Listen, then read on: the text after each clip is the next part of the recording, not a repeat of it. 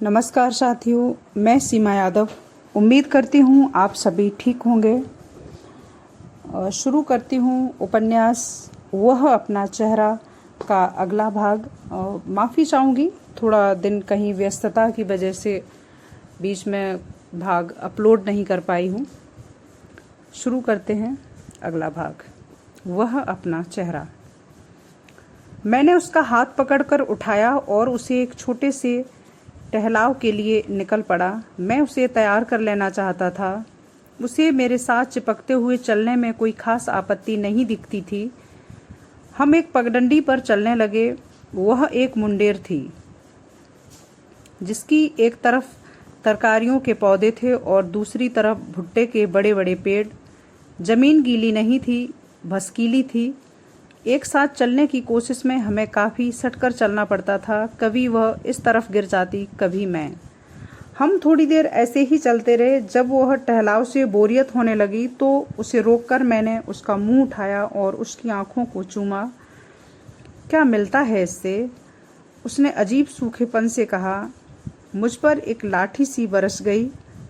ऐसे कोमल क्षण में वह इस तरह का कुछ कहेगी मैं सोच भी नहीं सका था। इससे तो अच्छा था कि वह कुछ प्रतिकार या बचाव करती या साफ मना ही कर देती। मैं बात को टाल गया, आंखें खूबसूरत हैं कहकर, क्योंकि मैं वह शाम और उतनी दूर पहुंचने का जोखिम यूं ही नहीं बर्बाद करना चाहता था। कुछ आगे चलकर जब मैंने उसे बांधने की कोशिश की तो वह सिर्फ बुत बनी खड़ी रही, न पीछे हटी न आगे बढ़ी। मैंने उसके गालों को चूमा, वो चिकने थे। उसने रुमाल से फौरन पोंछ डाला। मेरे होठों को अपने मुंह के पास पाकर उसने अपना निचला होठ मेरे मुंह में ठूस दिया, जैसे आटे के कनस्तर में ठूसते हैं। अंदर पड़ा मांस का वह टुकड़ा एक क्षण को वहाँ अजीब कड़वाहट में रिसता रहा। अलग होते ही उसने अपना रुमाल फिर निकाला और कुछ कुछ खरोंचे हुए अपने होठ पोंछे। उसके हाथ में रुमाल नहीं, मुड़ा हुआ एक कपड़े का टुकड़ा था जो हथेली के पसीने से भीगकर बासी पड़ चुका था। वह बुदबुदा रही थी, अगर मैं किसी के लिए कुछ कर सकती हूँ तो ठीक है, यही ठीक है। वह पत्थर थी। मैं उसे लाख कोशिश करने पर भी नहीं चाह सका था। उसे फिर छूने की तबीयत नहीं हुई। एक बाहियात सी लिजलिजाहट मेरी नसों में आ चिपकी थी, कुछ कुछ वैसी ही जैसी एक मरी हुई छिपकली को देखकर होती है। यह भी नहीं कि वह वापस चलने को ही आती, वहीं खड़ी रही। मेरी समझ में नहीं आ रहा था कि उसका क्या करूं, और जहां तक वह भी कुछ बौखलाई हुई थी, या तो ऐसी स्थिति का ख्वाब वह सालों से देखती रही थी, और अब जब वह सामने थी तो समझ नहीं पा रही थी कि उस स्थिति का और मेरा क्या किस तरह से करे, या फिर ऐसी स्थितियां उसके लिए इतनी आम पड़ चुकी थीं कि उसमें कोई रस नहीं रह गया था उसके लिए। जहां तक दूसरी संभावना कम ही थी, यही ज़्यादा सही था कि उसकी हालत अंधे को एक एक आंखें मिल जाने की जैसी बनी बैठी थी। वह चाहती सब कुछ होगी, पर पत्थर थी, क्योंकि एक अकेली लड़की रही थी। उसका मेरा कोई संबंध नहीं हो सकता था। ज़्यादा से ज़्यादा एक वास्ता बन रहा था, एक ऐसा वास्ता जिसमें उसकी ही ज़रूरतें ज़्यादा बैठती थीं, क्योंकि शादी तक उसके पास करने को कुछ नहीं था। एक वैसा ही वास्ता जो एक और तरीके से मेरे और केशवदास के बीच था। उसे मेरी वैसे ही ज़रूरत थी जैसे मुझे केशवदास की थी। और यहाँ आकर मुझे लगा कि मैं जाने अनजाने यहाँ भी केशवदास की गुलामी करने लगा हूँ। उसकी बेटी के लिए पकड़ा पाला गया एक बहुधंधी खान सामानुमा कुछ। मुझे लगा केशवदास ऊपर से सब कुछ देख कर हंस रहा है, होशियार पर बहुत होशियार नहीं। मैं कहाँ से कहाँ जा पहुँचा था। एसोसिएशन समाज मैं अपने सामने ही बड़ा भारी दिखावी और धोखेबाज निकला था, और हर कदम पर यह महसूस करते हुए भी उस धोखे में खुद को डालने का धोखा करता रहा था। एसोसिएशन की बात से जा जुड़ा, क्योंकि वह मेरी ही लड़ाई लड़ रहा था। एसोसिएशन की शिकायतें तो कब की बह गई थीं, जैसे इस बड़े शहर में और कितनी ही चीज़ें बह जाती हैं। हर कोई अपनी दिनचर्या में डूब गया था। मैं ही विरोध के उस सिलसिले में आगे बढ़ते हुए रेशमा को ले उड़ा। अगर यह न कर पाता तो शायद केशवदास के बगीचे का कोई गमला तोड़ देता, कुछ पौधे रौंद डालता या उसके बगल या पिछवाड़े की दीवार पर पेशाब कराता। रेशमा के साथ आने से ज्यादा आनंद शायद वैसी किसी हरकत में आता, और नहीं तो बाहर आकर थूक ही देता जैसे उस दिन अमरू ने किया था। अमरू और मुझमें काफ़ी फ़र्क था। उस रात जब खाने के बाद टहलते समय उससे मुलाकात हो गई तो यह फ़र्क मैंने और भी ज़्यादा महसूस किया। कहिए श्रीमान, वह हल्का सा हकलाता हुआ बोला। जब वह ऐसे मूड में होता था शुद्ध हिंदी बोलने लगता था, अपने अलग अंदाज में ही, क्योंकि हिंदी भाषी प्रांत का नहीं था। ठीक है, मैंने कहा। ठीक क्या है, कुछ समाचार सुनाइए। समाचार अपने इर्द गिर्द कहाँ? आपके दोस्त के क्या हाल हैं? कौन दोस्त? दोस्तिका? अरे भाई, क्या कहते हैं उसे? स्त्री मित्र। मैं समझ गया जिस ओर उसका इशारा था। सभी से वह रचना की बात इसी तरह शुरू करेगा, और जब कोई कहेगा कि दोस्त तो तुम्हारी है यार, खुश होगा। दरअसल यही कहलवाने के लिए वह रचना का उल्लेख सामने वाले का दोस्त करके करता था। मैं समझ गया कि जिस ओर उसका इशारा था, सभी से वह रचना की बात इसी तरह शुरू करेगा। वह मेरे दोस्त कहाँ से हो गए? मैंने कहा। कौन? वही जिनकी बात आप कर रहे हैं। चलिए मेरे दोस्त सही, कुछ समाचार तो बताइए। समाचार क्या होंगे? वही, अब वह भी बैठता होगा वहाँ। वैसे आजकल उसने एक और पाल रखी है। वह कुछ गंभीर हो गया। जो किस्से मुझ पर से गुजरे थे मैंने उसे बता डाले। डिस्ग्रेस साहब, यह तो बीस्ट है, बीस्ट। उस वक्त मुझे इतनी दिलचस्पी नहीं थी उन बातों में, वरना वे शब्द मेरे भीतर भी कहीं बजे होते। इधर मैंने उन बातों से खुद को दूर रखने की खासी कोशिश की थी और थोड़ा बहुत कामयाब भी हुआ था। केशवदास के बारे में अच्छा बुरा कुछ सोचा न जाए, यह अभ्यास करता रहा था, और इसके लिए एक मामूली सा तरीका मैंने हाथ में ले लिया था। जब केशवदास के लिए आक्रोश मन में उगे तब उसके गुणों के बारे में सोचूं। जब उसके गुणों पर मुग्ध होने की स्थिति आने लगे तो उसकी लंपटता के बारे में सोचने लगूं। इसी आदत के चलते तब अनजाने में ही मैं उसकी तरफदारी कर गया। उसे क्या, इन औरतों को भी तो कुछ सोचना चाहिए जिस आसानी से ये सुलभ हो जाती हैं अपने सीनियर अफसर के लिए। केशवदास क्या कोई भी फायदा उठाएगा, नहीं तो मूर्ख कहलाएगा। आमरू गंभीर हो गया, चुप कुछ सोचे जा रहा था। मैंने इसलिए अपनी ही बात को काटना शुरू किया। वैसे इनका भी क्या कसूर कहा जाए? हर चीज़ तो आजकल फ़ायदे की कसौटी पर परखी जाती है। वे अपने कैरियर की लाइन का फ़ायदा चाहती हैं किसी भी कीमत पर। गधे तो इनके पति या प्रेमी कहलाएंगे जो यह सब बर्दाश्त करते चलते हैं।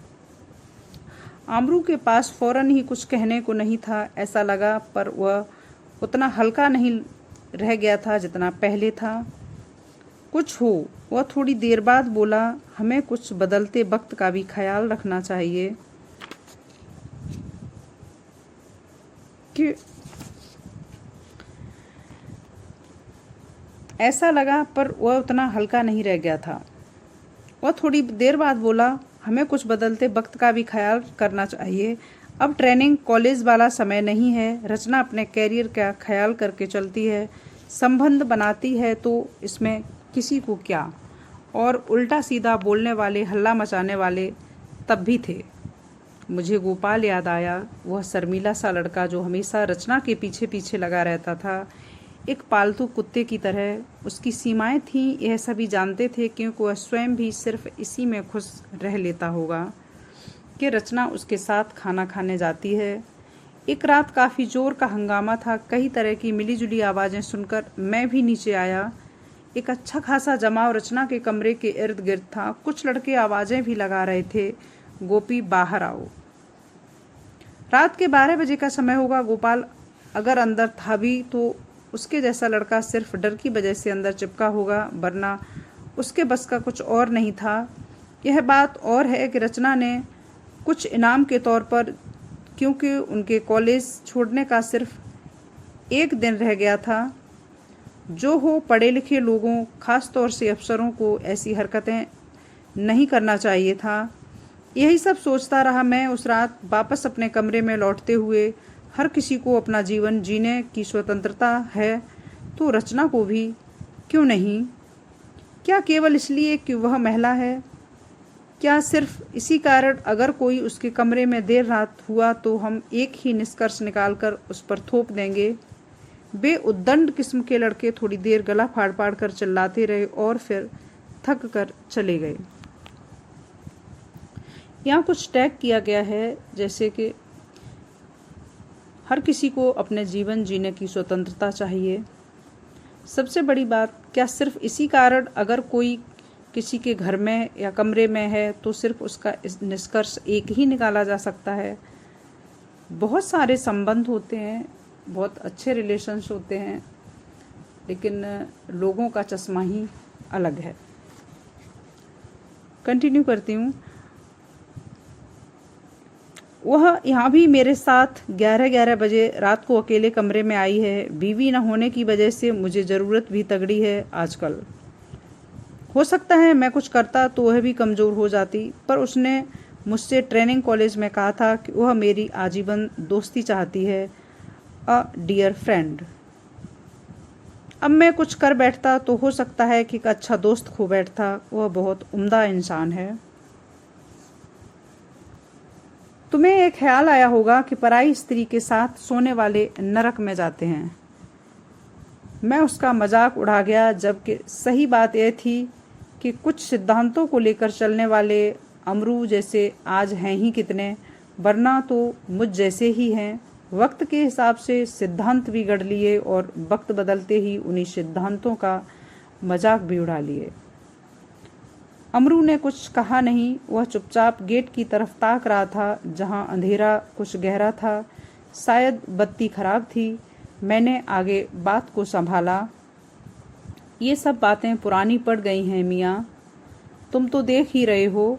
सिर्फ तुम्हारे संयम से चीज़ों का रास्ता नहीं बदल जाता।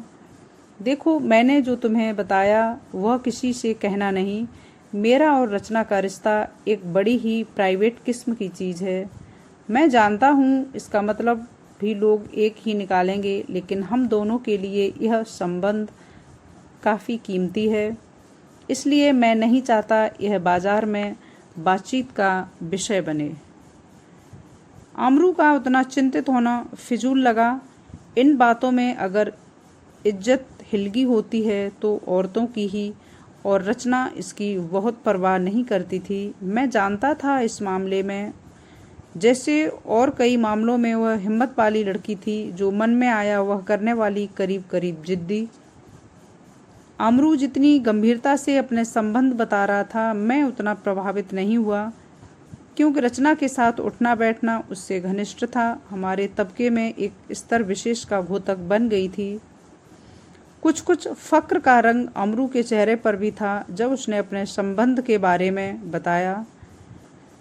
यह बात दूसरी थी कि अमरू अपने बहुत ही निजी दोस्तों को इस संबंध के बारे में बताता था। मैंने एक आम वायदा कर दिया, क्योंकि मुझे स्वयं विश्वास नहीं था कि मैं उस बात को छिपा सकूंगा, या अमरू भी उसको उस तरह छिपाकर रखना चाहता था। उससे मैं छिपाने का था ही क्या। सुनो, एक काम कर सकोगे? मुझे टूर पर जाना है और मेरे कमरे में रोज़ सफाई कराते रहोगे। मैं नहीं चाहता कि नौकर के हाथ में चाबी छोड़ी जाए। कितने दिनों के लिए? मैंने पूछा। काम के ऊपर है, 1-2 हफ्ते भी लग सकते हैं। मैं तैयार हो गया, क्योंकि उसका फ्लैट उसी इमारत में था, और वैसे भी अमरू के लिए मैं काफ़ी चीज़ें करने को तैयार रहता हूँ। रात काफ़ी हो चुकी थी और हम वापस लौट पड़े।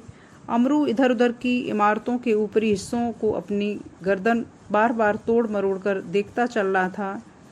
वे दफ्तर ही दफ्तर थे और रात के उस सन्नाटे में अपनी व्यापक भयावहता में सिर उठाए खड़े थे। ऐसे ही किसी एक कमरे में क्या अब भी इस वक्त भी केशवदास रचना के साथ कोई रिपोर्ट तैयार कर रहा होगा? आज क्या बनवाया? मैंने पूछा। आलू की सब्जी और रोटी। क्यों, चावल नहीं मिलता? चावल मैं वैसे भी खास नहीं खाता था। अरे, उस केशवदास की लड़की सुना है कंपटीशन में बैठने वाली है। अच्छा हो वह हमारी ही सर्विस में आए। क्यों? आज के लिए बस इतना ही। धन्यवाद।